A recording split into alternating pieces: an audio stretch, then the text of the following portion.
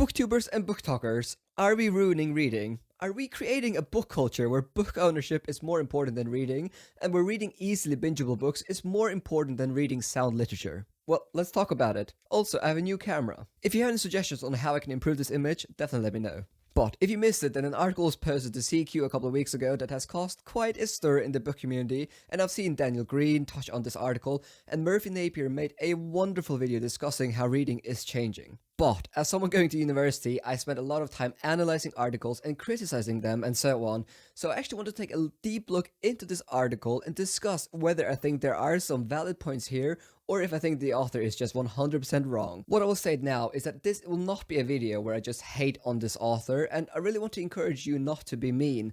While I fundamentally disagree on some things being stated in this article, I do think that there are some points that are kinda valid, albeit they're not being communicated with much nuance, which is really why I think people are so frustrated by this article. Also, I discovered that Barry, he's the author of this article, is a huge troll on Twitter. For example, he called everyone that made a response huge virgins. I mean, who says it's wrong to be a virgin? Alright, let's go through this article together and discuss whether book talkers and booktubers are ruining reading.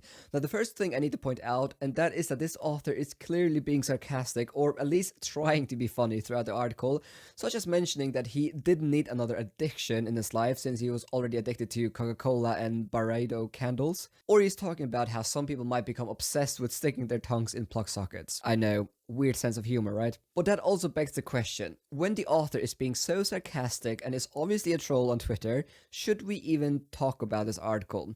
Well, I'll be honest, it was really hard for me to actually go throughout this article and try to understand some of the points he's making when he just calls people criticizing him huge virgins. But here's my attempt at a rebuttal. Alright, let's get into it. Well, firstly, Barry points out that he used to be a booktuber back in the day when the community was cozy and he wasn't overrun by commercialism.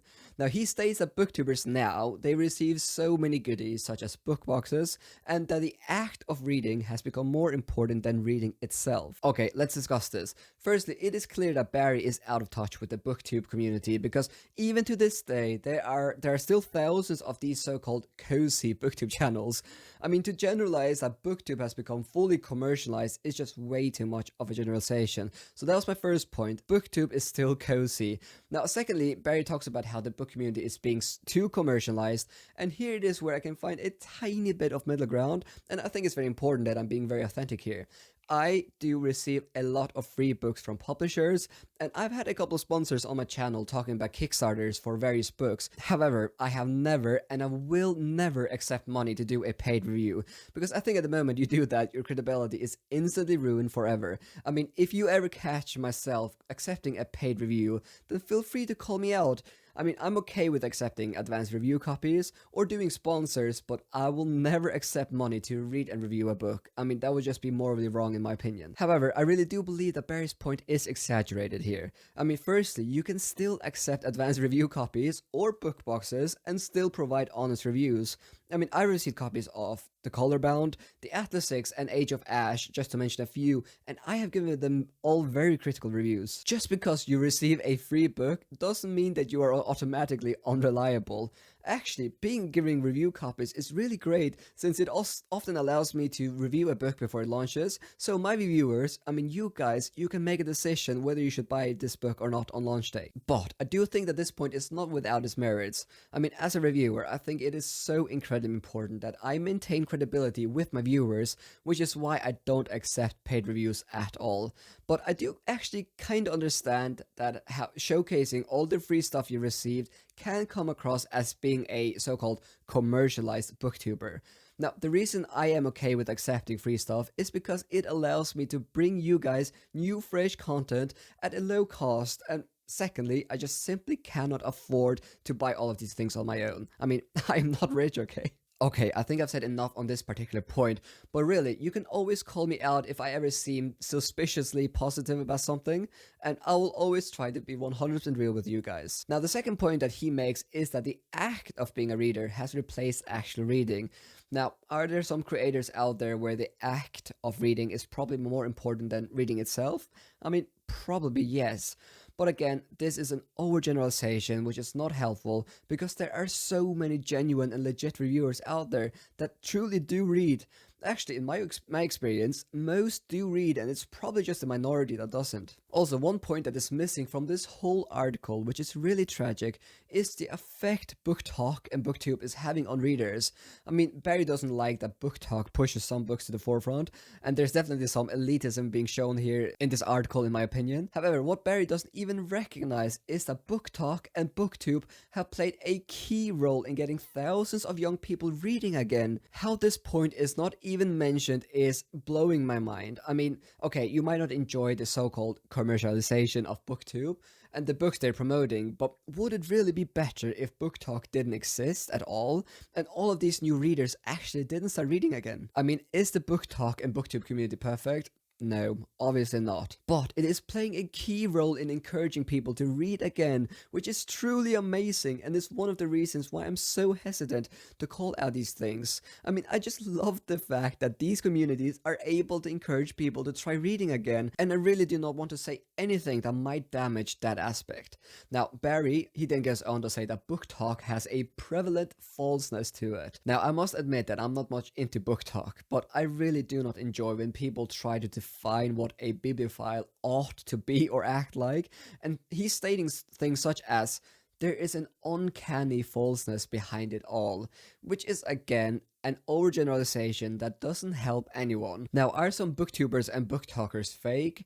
Yes, probably, but are most of them fake? I genuinely don't think so. Berdin goes on to say that he was recently in a bookshop and he was almost appalled that the bookshop had a bay dedicated to book talk books and that these books were all easily bingeable books. Now, my response here is, so what? What does it matter if these are easily bingeable books? Okay, I had to jump in here because I'm kind of not representing Barry's points fully here. So basically what he's saying here is that when he went to this bookshop, his friend asked what are TikTok books, and Barry said that they are easily bingeable books, and his friends then replied, well, that's basically Mills and Boon's books, which is a company known for publishing romance books and stuff like that. And Barry then goes on to say that he actually felt like he almost wanted to defend Mills and Boons because apparently having the TikTok label was too disrespectful, or at least that is what he's insinuating. But actually that almost makes his whole point worse because it really seems that he absolutely despises TikTok and the label TikTok books. Now let me tell you a story to demonstrate this point. Now when I was a kid, I loved reading comics. I owned so many of them, and they were definitely considered very simplistic in the way that the story was told and so on. But my grandfather, he told my parents that they should keep encouraging me to read these comics because they could later in life be a gateway for me to read more complex and bigger books. And to this day, I am so grateful that my grandfather told my parents this. Today, I am an avid reader and I love books.